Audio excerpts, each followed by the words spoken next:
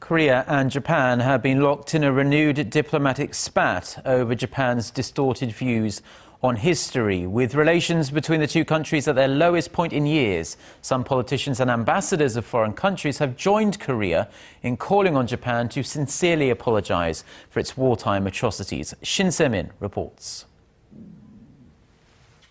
Politicians and envoys from countries far and wide have been taking Japan to task for its renewed glorification or attempted whitewashing of its past wrongdoings.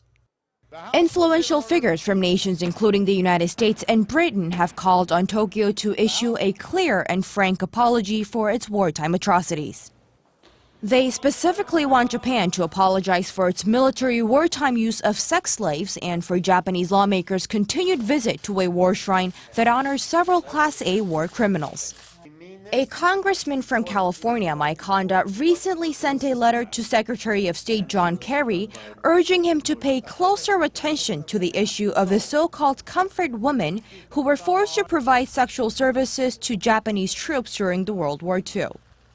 Honda has consistently pushed for Japan to apologize, calling it a human rights matter, not something that should just be consigned to history. In his letter to Kerry, Honda calls on him to encourage Tokyo to apologize to the sex slave victims who were thought to have numbered as many 200,000, with many of those from Korea. The letter also points out that more and more are passing away in a reminder that time is limited for the remaining survivors to receive their long-delayed apology. He said that although some believe Japan has already issued an apology, it is clear the Japanese government has not done enough to apologize to the victims. The British ambassador to Japan, Tim Hitchens, also urged Japan this week to admit its historical wrongdoings and to improve its relations with its neighbors. At a conference in Tokyo Monday, Hitchens indirectly asked Prime Minister Shinzo Abe not to visit the controversial Yasukuni Shrine again, saying the best way for Japan to correct its historical mistakes is to admit what it did wrong.